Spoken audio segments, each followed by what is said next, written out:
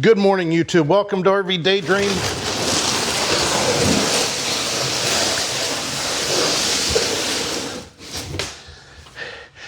And not a television set. What have you been up to? I've been riding on a daydream.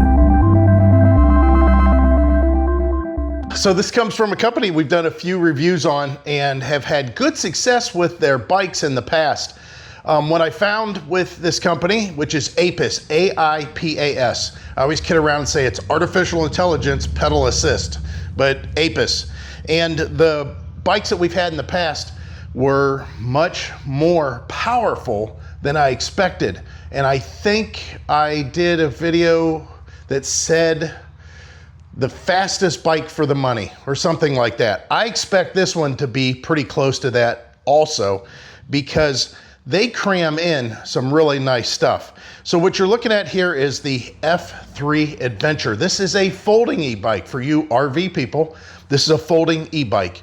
It's a 20-inch by 3-inch tire, so it's kind of a fat tire bike, not a 4-inch. I mean, that's a true fat tire bike, but 3-inch is still pretty good for the size of the bike. It comes with a battery, but they are 21700 Samsung cells. It's kind of hard. That's almost a tongue twister there. So well, let's go ahead and open this thing up. This won't be a complete assembly video. What we're going to do though is get it out. It's going to come in a few different colors. This one I just chose camouflage for something different. I normally go with real bright colors, which they had an orange. They had a more subdued blue color, the camouflage, and black. A lot of people go with black. I'm not a big fan because I want to be seen on the road, but there's a lot of people. And one of our good friends, our good RVer friend, Sully, he says he's got to do black because that's his thing. He likes the way that those look. So this one being a folding bike, I see the prices keep on coming down on this stuff. Just by specs only on this bike, it should have cost probably $1,100, $1,200. Maybe on sale you could get it for $1,000. And I think these things are selling for just over $800, just regular, everyday pricing. But yeah, I'm looking forward to this. So we'll open this up. We'll take a look at the packaging, which I always do because that's kind of an indication of how well the companies really care about their product. You can see that they do some funny stuff. They put a TV set on here because they figure that a TV set that's about this size, especially a generic one, it'd probably be about $150 TV instead of this thing being, you know, an $800 electric bike. But they do indicate on the box, do not lay flat. I'm going to tell you that the packaging is pretty important, and that's why I show you guys, because FedEx don't read none of this. They just put it in their trucks however it best suits them. And they get it to you pretty beat up sometimes. So let me open the box. We'll take a look at it and I'll come back. Okay, they didn't fail me on the packaging yet again. This is one of the companies that does do a very good job whenever they're trying to get it to you. And in this case, they did a little bit of extra. They had those straps, those nylon straps that you saw along the box, not 3, not 2, but like 5. And then they had staples, which I was a little bit surprised by that. This is going to be I always call this the money shot. This is where all the good stuff is, the charger, the tools, any accessories, nuts and bolts that are needed to put it together. And I don't expect it to be very difficult to put this together because it is folding. You can see the handlebars just kind of folded off to the side here already. Yeah, it just needs to be folded up. Of course, your seat, not a big deal. And again, wrapped very well to ensure that it's in good shape. You have some wire ties here, of course, some padding, which is pretty standard, but it's minimal. I mean, I've said this a bunch of times on my other reviews. We have had some lesser bikes that have been delivered to us, and they put the bike in the box and they just took wadded up cardboard, you know, something like this, and just shoved it down in the box, or packaging peanuts, or just foam. They've taken foam and just pushed it, you know, in, you know, like this. They just stuff it down the sides of the box. Nothing is really attached to anything. So good job with that. I do like what little bit of color that I see here. It's a little bit less of a camouflage, which you would think being dull. It's got a lot of gray in it, I believe. I'll have to tell I'm colorblind, so I'm not real sure, but it does look pretty gray or silverish to me. Maybe it's blue and something. But we'll get this out of the box, put it together. Looks like I've got fenders on this one. There's a lot of variations that they sell in folding bikes. Be sure to pay attention to each one's individual attributes. And this is not the lesser A2 as far as the pricing. This one does have a full suspension on it. It's a little bit better than the A2, but still very powerful. This is, the A2 is pretty good, but this one, the F2 Adventure, has that 1500 watt Bafang motor on it. Man, that's a lot. Now that's a peak wattage. You're not getting a 1500, sustained. That's a peak wattage. This is probably about a 750 watt motor, but the fact that you can get up to 100 newton meters of torque and that 1500 watts of peak, that's some good engineering in the controller. That'll scoot you. That'll definitely scoot you. And to let you know, 4'7" to 6'5" and 500 pound capacity on this bike. We got to get this out. Let's take a look at it. But one more teaser before we get to the bike. Let's go ahead and take a look at what comes in this box. Be careful when you're opening the box. Make sure if you're using a razor like this, you don't just start cutting into stuff, because you can cut into a seat. Look, I would have cut through the toolkit bag. You could cut through the tires on the bike, but here it is. Here's the toolkit, and it just gives you the standard assortment of tools. It feels like there's a lot more. Yeah, there's more wrenches in this one. Of course, Allen wrenches, but yeah, they even give you, this is a big one. I've never had an 18 millimeter, 16 millimeter before in the bag. It's kind of a big size. A couple of pedals. These are going to be folding pedals. They collapse and then fold up. And of course, you got a left and right. Make sure you know what you're doing there. Your charger, which, let's take a quick peek. I always like doing this. Chargers, standard chargers are 2 amp. That's kind of the industry standard. And this is a 2 amp. So industry standard charger, nothing wrong with that. And now you have a nice instruction manual. Now, whenever you're getting this, you're probably thinking, oh, it's a bunch of languages. No, this is 44 pages of English to let you know everything you need about this. There's a QR code for your warranty. I love, they just seem to cover the bases here with everything. The LCD display controls, because sometimes you're getting some weird definitions as far as, letters and numbers and stuff, and you don't know what they are. This will tell you everything you need to know, how to restore your factory defaults. Nice. It looks like that the display is going to be a color display. But yeah, a lot of functions, explained here. Of course, you can charge your battery that is in the frame. You can charge it in the bike or out of the bike. You would remove the battery when the bike is folded. So again, just go through this. It'll tell you everything that you need to get this thing set up. And that's what we're doing right now. Just so you know what you're looking at, this is what it looks like when you're getting into the box. Now, I don't suggest you cut the box like I did, just in case there's some sort of an issue. It is hard to find a bike box, but what you do is either lay this on its side and slide it out, or lift it up and out of the box. The bike only weighs about 68 pounds, so you can lift it pretty effectively, and you probably should be able to lift the bike, especially if you're using a folding bike that you're going to be loading in and out of an RV or the back of a pickup truck. So it's not overly heavy. It's just getting it up and out of the box and clearing the box. I'd rather cut it, just because I have the ability to put this box back together if I wanted to. Usually I don't have any issues though. And I am a mechanic, so if there's some sort of an issue with the bike, I would just have the manufacturer send me some parts and fix it myself. But in your case, for warranty reasons, you may want to keep the box. Normally I wouldn't break back in during assembly, but this is what I do when I assemble it. But I want to point out some really good assembly notes for you guys, that you don't realize how easy it is whenever work is already done for you. So they've got it set up with these handlebars that you just place them in the gooseneck, and without any tools, tighten it down. And other than angle of the handlebars for your own preference, it's done at that point. It's done. Here's the other thing that they've thought about, which a lot of these companies don't.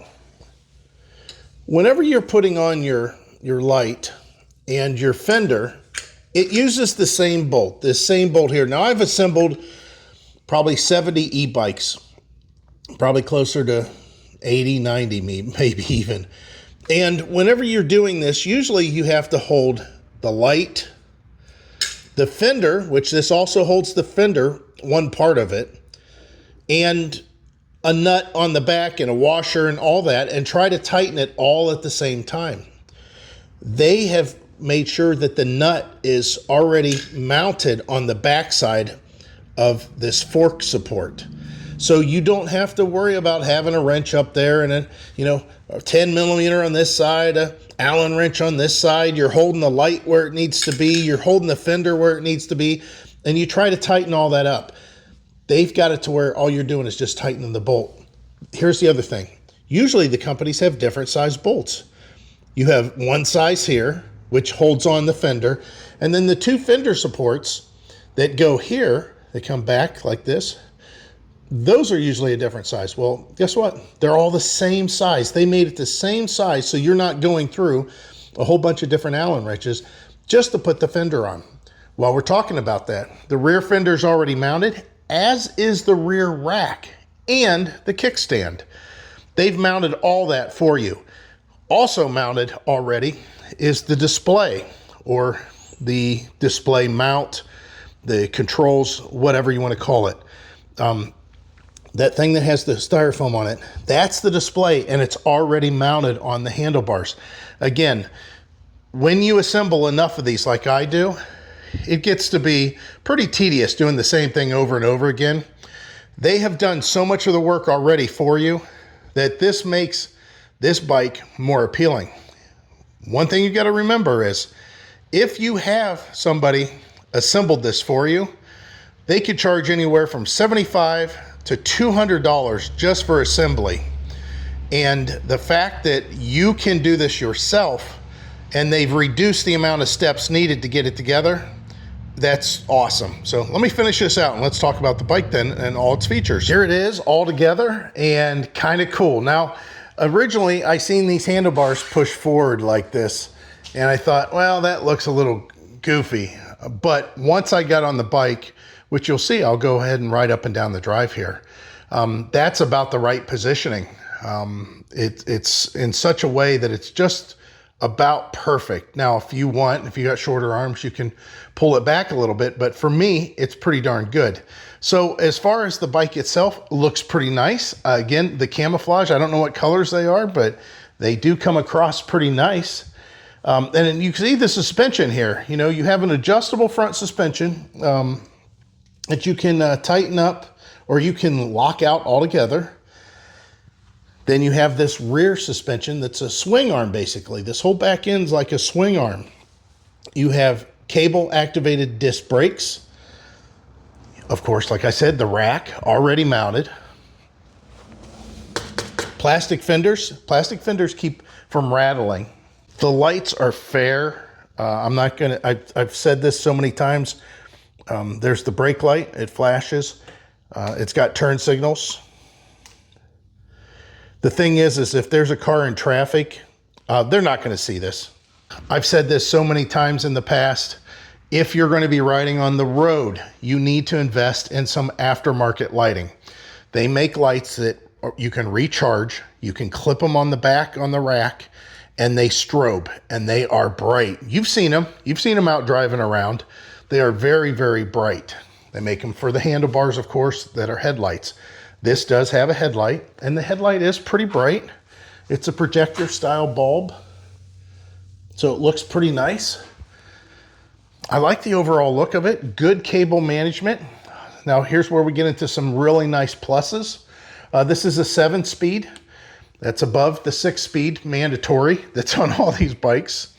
You can see here, like I said, you can adjust the handlebars relatively easy. They fold down really quick. There is a safety latch here. You flip the safety latch, then you pull down the lever, and that'll fold down the handlebars. The seat, of course, is adjustable. The pedals collapse when you go to fold it. You just push them in and turn them out of the way. You can see it makes it a little bit more flat. The guards on the back is to protect the shifter when you're loading the bike in. That way you can load it either on either side when it's folded. Pretty good seat. Has some sort of poly cushion that's in here, which is nothing more than a plastic. But it's a cushioned seat. It's pretty nice. One of the biggest features of this bike by far is not the horn, which is annoying and will cause people to jump out of the way on the trail and cuss you out because you scared them. Ask me how I know. And the funny part is it's a law in most places that you must signal or let the person know that you're going around them. The thing is I'm not going to be yelling, so get a bell maybe. But here's the biggest plus by far, I think. You can see it's a BMX style handlebar, which gives you a good spacing to help you with fatigue, and steering.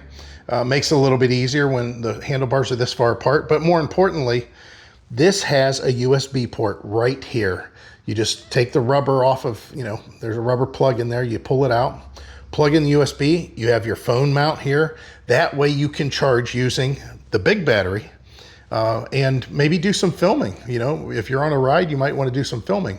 Now, I already went into the settings, which it's in the manual. It's very easy to follow, and I changed the speed. So, of course, different pedal assist. Just because it says pedal assist 1 doesn't mean you're not going to get any assistance whenever you're pedaling the bike. There's always some level of assistance. Unless you have it on 0. If you have it on 0, it's just like a regular bike.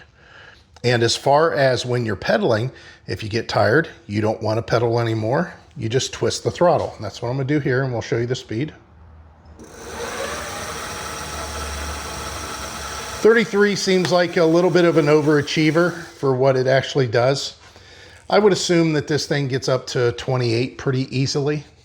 And especially if you're pedaling. If you put it in pedal assist 5 and just pedal, at some point you're not going to be offering really any help to the bike.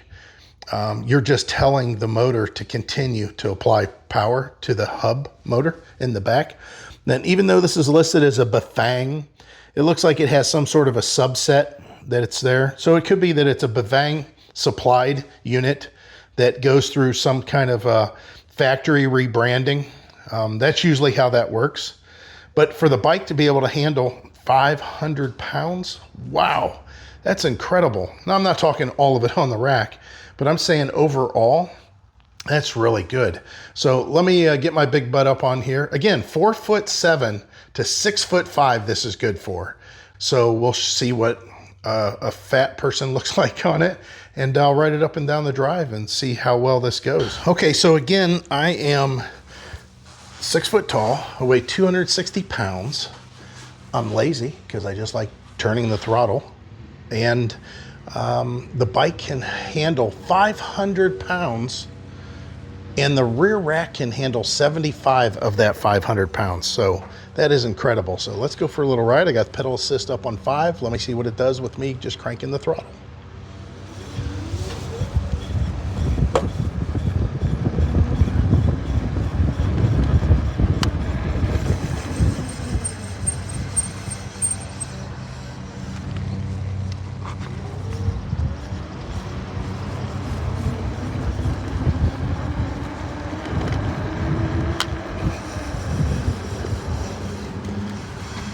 So the disc brakes are really pretty responsive. The seat is pretty comfortable considering that there's no springs or anything in the seat, but it does have that rear shock, that rear suspension on here. The front suspension works pretty darn good. I do have it cranked up kind of tight because of how heavy I am. For the money on this bike would have sold, like I said, just 3 years ago for about $1,300. It's got a lot of nice features. Again, it has Samsung cells. They're 21700 cells. It has that Bafang subset motor, which is a 1500 watt peak. And as far as the overall assembly, one of the easiest that I've seen. And again, this is a folding bike. So if you're looking for some sort of RV travel type bike. This would be a good alternative for that. I like this handlebar compared to some of the other ones that we've had. Usually it's a single post with just a T. I'm not a big fan of that. These handlebars are very comfortable for me in the way they're spaced. Now, of course, you can loosen this up. You can pull the handlebars back if you'd like. If you don't like this kind of an old BMX school look. But yeah, so the links are going to be down below for this. I don't know if I'll have a discount or not. If so, though, it'll be in the links included. Click the link. This will get you what you need if you need a folding bike to get you around. I like this one. As always, guys, we hope to see you out there. Bye.